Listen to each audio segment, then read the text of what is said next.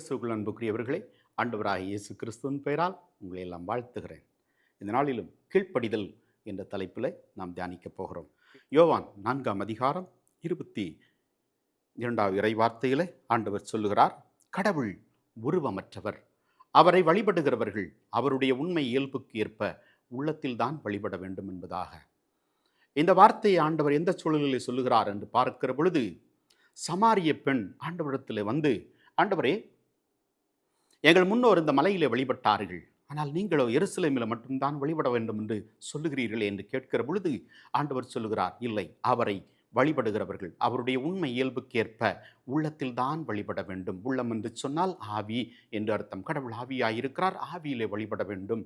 எனவே அந்த மலையிலே இந்த மலையிலே அங்கே இங்கே என்று அல்ல, இந்த உள்ளத்தில் இருக்கின்ற இந்த ஆண்டவரை உள்ளத்தின் ஆழத்தில் கடந்து சென்று நாம் அவரை ஆராதிக்கின்ற போது இந்த ஆண்டவரை நாம் கண்டுகொள்ள முடிகிறது. வழிபாடு என்று சொன்னாலே என்ன என்று பார்க்கிற பொழுது, நாம் பாவ மன்னிப்பு பெறுவதற்காக, கடவுளை அணுகிச் செல்வதற்காக, கடவுளுடைய ஆசீர்வாதங்களை பெற்றுக்கொள்வதற்காகவே, இந்த ஆசீர்வாதங்களை பெற்றுக்கொள்வதற்காகத்தான் கடவுள் நம்மை அழைத்திருக்கின்றார். இஸ்ரவேல் மக்கள் பாலை நிலத்தில் அவர்கள் அலைந்து கொண்டிருக்கின்ற பொழுது அவர்களுக்கு குடிப்பதற்கு தண்ணீர் இல்லாமல் போகிறது. விடுதலை பயணம் 17ஆம் அதிகாரம் 1-7 வரை இதை சொல்லப்பட்டிருக்கிறது.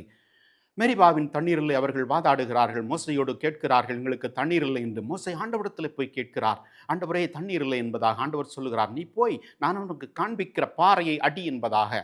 இந்த மோசையும் ஆண்டவருடைய வார்த்தைக்கு கீழ்ப்படிந்து கடந்து சென்று பாறையை அடிக்கிறார். அங்கிருந்து மக்களுக்கு தண்ணீர் குடிப்பதற்காக தாராளமாய் புறப்பட்டு வருகிறது. அவர்கள் சாவிலிருந்து வாழ்வை பெற்றுக்கொண்டார்கள். இதுதான் வழிபாடு. வாழ்வு பெறுவதற்காகத்தான் வழிபாடை, ஆசீர்வாதங்களை பெறுவதற்குத்தான் வழிபாடை. இதில் நமக்கு என்ன ஆண்டவர் உணர்த்த விரும்புகிறார் என்று சொன்னால், மோசே கடவுள் சொன்ன அந்த வார்த்தைக்கு முற்றிலும் கீழ்ப்படிந்தார். கீழ்ப்படிதல் என்பதுதான் வழிபாடு என்பதாக இங்கே ஆண்டவர் சொல்ல வருகிறார்.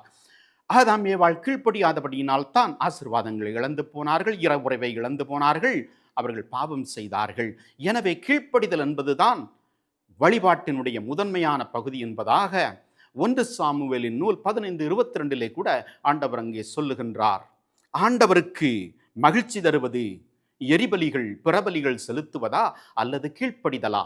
கீழ்ப்படிதல் பலியை விட சிறந்தது என்பதாக அங்கே ஆண்டவர் சொல்லுகிறார். அன்புக்குரியவர்களே, கீழ்ப்படிதல் தான் பலியை பார்க்கலும் சிறந்தது. இன்றைக்கு நாம் பலி செலுத்துவதற்காக எதையோ கொண்டு போகிறோம். நம்முடைய பெருமைகளை எல்லாவற்றையும் பறைசாற்ற கடந்து செல்கிறோம். ஆலயங்களுக்கும் அங்கங்கு மூடி அலைகிறோம். ஆனால் ஆண்டவர் விரும்புவது அவருடைய வார்த்தைக்கு கீழ்ப்படிவதைத்தான்.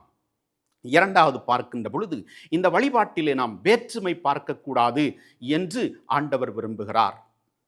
ஆண்டவருடைய எண்ணமெல்லாம் நாம் வேற்றுமை இல்லாமல் அவரை வழிபட வேண்டும், ஒற்றுமையாக இணைந்து வழிபட வேண்டும் என்பதைத்தான் அவர் விரும்புகிறார்.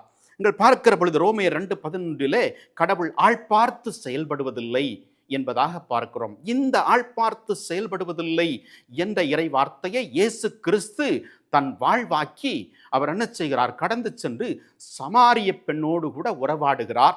அதன் வழியாக அந்த கிராமத்தில் எல்லா மக்களும் மீட்பை பெற்றுக் கொள்ளுகிறார்கள். ஒரு கிராமம் முழுவதுமே மீட்பை பெற்றுக் கொள்ளுகிறது என்று சொன்னால், மீட்பு தானே வழிபாடினுடைய உன்னத நிலை.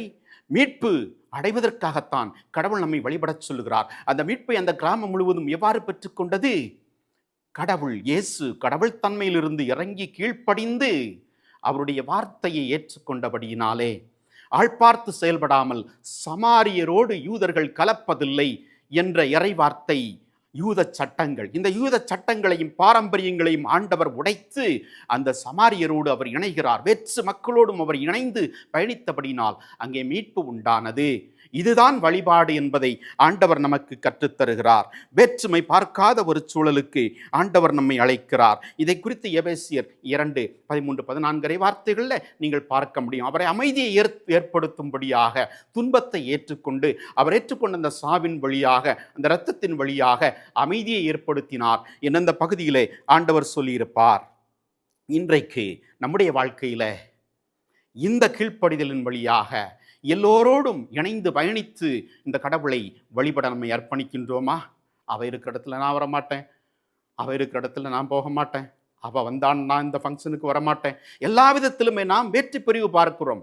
ஒவ்வொரு காரியங்கள் நாம் சொல்லிக்கொண்டே இருப்போம். பங்கு பெற வைக்க வரமாட்டேன், அங்கே வரமாட்டேன் என்று ஊரில் குழப்பங்களை உண்டாக்குகிறோம். அன்புக்குரியவர்களே, ஆண்டவருடைய வார்த்தைக்கு கீழ்ப்படிந்து இணைந்து பயணிக்கும் திருவையாக நாம் செல்லுகிற போதுதான் அதுதான் உண்மையான வழிபாடு என்று ஆண்டவர் நமக்கு உணர்த்துகிறார். ரோமையர் 5:8 பார்க்கிற பொழுது, நாம் பாவிகளா இருந்த போதே கிறிஸ்து நமக்காக பலியாகி நம்மை மீட்டுக் கொண்டார், இதன் வழியாக கடவுளின் அன்பு இன்னதென்று விளங்கிற்று என்று பார்க்கிறோம். கடவுளின் அன்பு எவ்வாறு விளங்குகிறது? நாம் தவறு செய்து கொண்டிருந்த போதே அவர் நம்மை அன்பு செய்கிறார், நமக்காக பலியானார். அதுபோல நாமும் நம்மோடு இணைந்து பயணிக்கின்ற நம்முடைய உறவுகளோடு, சுற்றத்தோடு, நட்பாரோடு கூட எவ்வளவு போராட்டமான நிந்தை, அவமானங்கள், பாடுகள், பிரச்சனைகள் இருந்தாலும், இளனங்கள் இருந்தாலும் இணைந்து பயணித்து திரு அவையை கட்டி எழுப்பி கீழ்ப்படியில் உள்ள வாழ்க்கை வாழ ஆண்டவர் நம்மை அழைக்கின்றார்.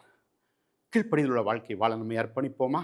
அன்பான ஆண்டவரே, ரோமேயர் 12:1 படியாக உங்கள் உடலை உயிருள்ள பலியாக கடவுளுக்கு ஒப்புக் கொடுங்கள் என்று சொன்னீரே. இதோ நீங்கள் உள்ளத்தில் தான் வழிபட வேண்டும், அதுதான் உண்மையான வழிபாடு என்று சொன்னீரே. இந்த உடலை முழுவதுமாக உம்முடைய பலிபடத்தில் இறக்கி வைக்கின்றோம். அதனுள் காணப்படுகிற அந்த உள்ளத்திலே கடந்து சென்று நாங்கள் உம்மை வணங்கும்படியாய், வழிபடும்படியாய் எங்களை தாழ்த்தி தருகிறோம். இது நாள் வரைக்கும் இந்த உலக மக்களோடு கூட நாங்கள் இணைந்து பயணிக்க மறுத்த நேரங்களுக்காய் மன்னிப்பு கேட்கிறோம். ஆண்டவரே, எங்களை உம்மை ஏற்றுக்கொண்டு சாட்சியுள்ள வாழ்க்கை, உண்மையான வழிபாடு செய்கிறவர்களாக வாழ எங்களை மூடுவீராக, எங்களுக்கு பலம் தருவீராக. இதுவரைக்கும் நாங்கள் தவறான வழிபாடு செய்து எங்களுடைய ஆசீர்வாதத்தை இழந்திருந்தால் அவை எல்லாவற்றையும் கடவுள் எங்களுக்கு மறுபடியும் தருவீராக. எங்கள் வாழ்க்கையை ஆசீர்வதியும், எங்களை குணமாக்கும், எங்களை நலமாக்கும். நன்றி செலுத்துகிறோம். எங்கள் ஆண்டவராகிய இயேசு கிறிஸ்துவின் வழியாய் மன்றாடுகிறோம். ஆமென்.